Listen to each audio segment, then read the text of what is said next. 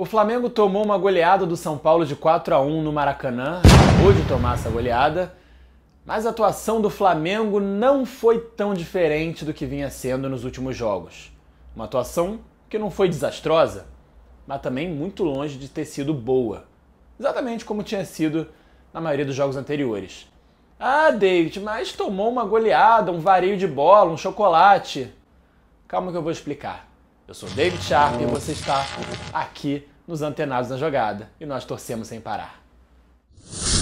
Galera, o que eu quero dizer quando o Flamengo jogou da mesma forma que vinha jogando antes? O resultado nem sempre traduz aquilo que é o jogo. E eu falo isso não só agora que o Flamengo tomou de 4-1, mas eu dizia isso antes, quando o Flamengo estava numa sequência grande de bons resultados, de vitórias e de vencibilidade, mais de 10 jogos sem perder, com muito mais vitórias do que empates, mas não estava mostrando um grande futebol, que era normal pela situação do elenco, vários desfalques, né? Vários jogadores impossibilitados de jogar desde o começo lá com a Covid e depois com lesões, convocações, etc. Isso você já sabe. Mas o Flamengo veio numa sequência muito boa, excelente. Chegou ali a brigar e está brigando de fato pela liderança do campeonato. Esse jogo específico contra o São Paulo de hoje, o Flamengo poderia ter tido um resultado muito melhor. Você vê pelos números que estão aparecendo aí na sua tela, aqui do lado, de fato, o Flamengo teve um equilíbrio nos números e até números superiores, como posse de bola, que não quer dizer muita coisa, mas finalizações, enfim, passes certos, em relação ao São Paulo.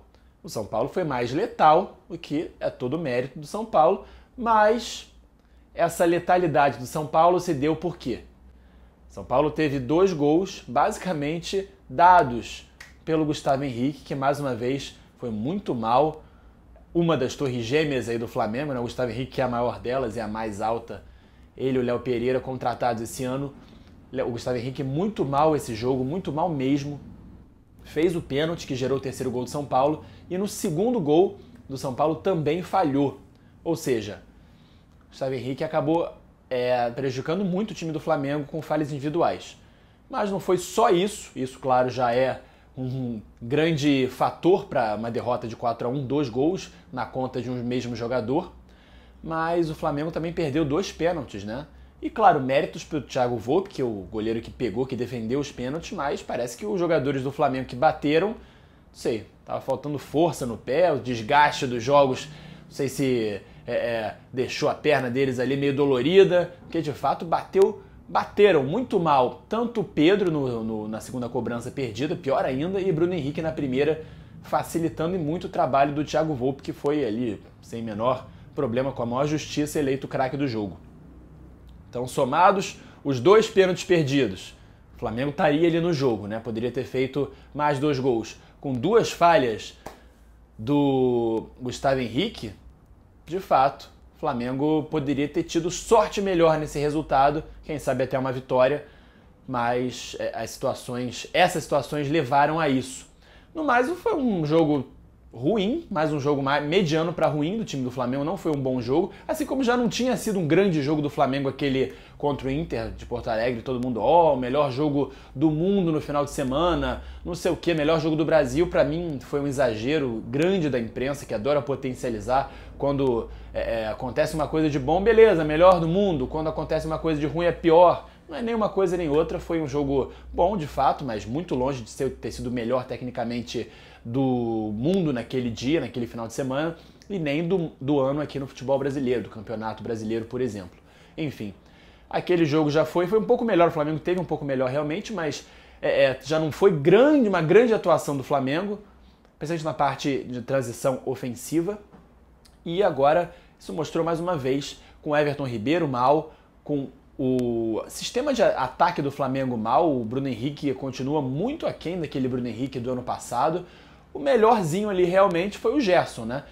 Lembrando, claro, que o Flamengo teve muitos desfalques. O próprio Arão, que é um jogador que talvez mereça menos uma vaga de titular nesse time, não pôde jogar porque estava suspenso. O Thiago Maia também não jogou, enfim. Vários jogadores já do time que já estava desfalcado também não jogaram. Mas isso não é desculpa, o Flamengo mais uma vez não teve uma atuação boa.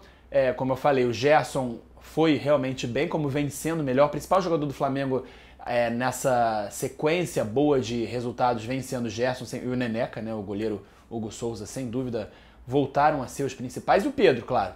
Pedro que fez o primeiro gol hoje, um talento muito grande dele como centroavante, mas não conseguiu manter o nível, né, na sequência do jogo, da partida. O gol foi logo no comecinho, com menos de 10 minutos do primeiro tempo.